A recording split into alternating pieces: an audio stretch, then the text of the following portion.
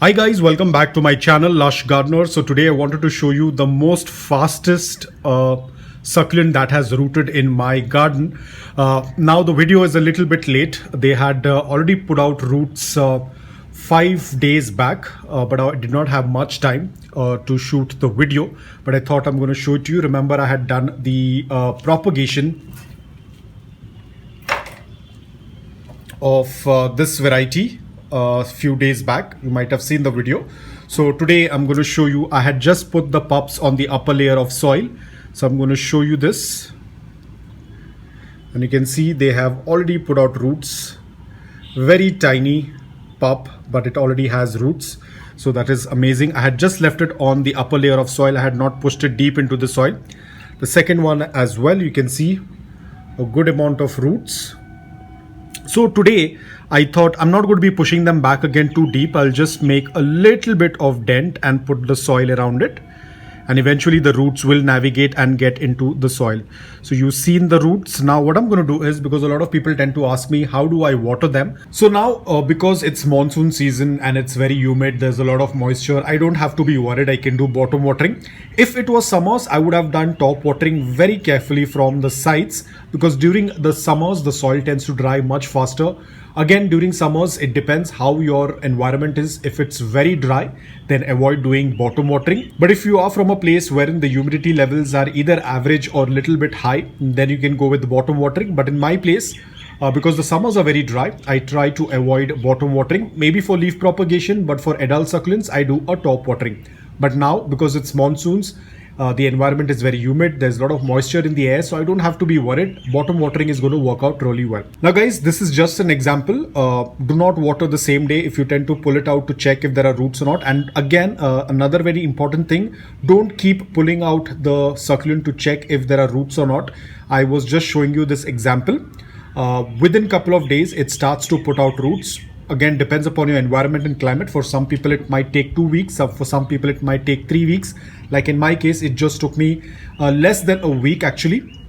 So it all depends upon your environment and climate. So it's very important, if you are a person who wants to be on the safer side, then what you can do is just keep it on the upper layer of soil. Do not push it too deep into the soil, otherwise it will be very difficult, because every time you will keep pulling it out and checking. So the best thing, just leave it on the upper layer of soil. The roots will start to appear.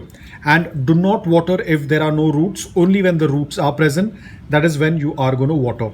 Now let's say that if you have pulled out the succulent to check the roots, don't water the same day. Wait at least for a day or so and then go ahead and water. Don't worry, the succulent will not die.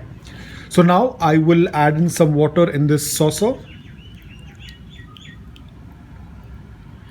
and we will just keep the succulent. Now this is definitely going to take some time, so what I'm going to do is, it's a little bit slanting. So I'm going to fill this up, and I'm going to put the time lapse, because this is going to take a very long time. I don't have a large or a deep container. This was the only one that I could find, so I'm going to leave it as it is. So I'm going to put this video on time lapse so you can see that happening really fast. This might take around let's say 10 to 15 minutes, because the saucer, as I said, it's very small.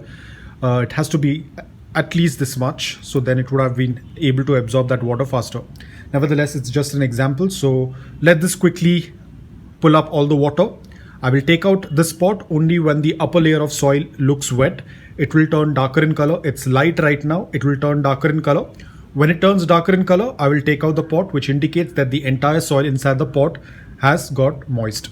Now the best thing about bottom watering, what I like is, whenever you tend to do bottom watering, like for this particular pot, I will be doing bottom watering every time the soil tends to dry. Whenever the soil is completely bone dry, that is only when we are going to water. I know they are pups, so we will have to wait for the soil to be completely bone dry. We cannot afford to have a very soggy wet soil or too much of moisture, otherwise the pups will get rotted. So we have to wait for the soil to be completely bone dry. So I'll just leave it over here, and I'll get back to you once the upper layer of soil is wet.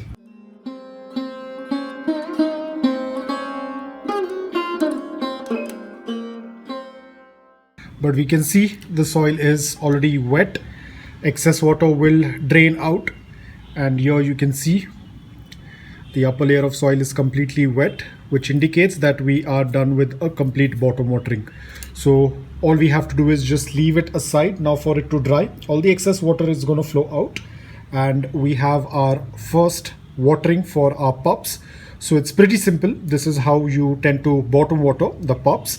As I said, with bottom watering, the best thing is that it tends to encourage the roots to reach out beneath, because as and when the soil will start to dry, the roots will get accustomed to growing downwards, and they tend to grow a little bit faster because the water usually starts from beneath with bottom watering. So that is one of the advantage of bottom watering. Apart from that, as I said, bottom watering is one of the safest way of watering. One, you do not drop any water on the succulent leaves and the succulent.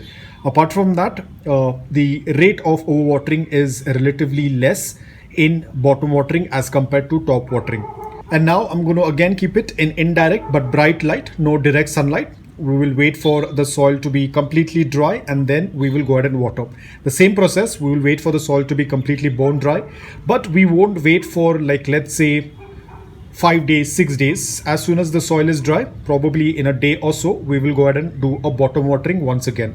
Again, we have to check that the soil has to be completely bone dry until the drain hole. So guys, that's all about it. I hope that this video was helpful to you. If it was, please hit the like button. And if you're new to my channel, please consider subscribing to it. Until then, take care, stay safe, and keep propagating.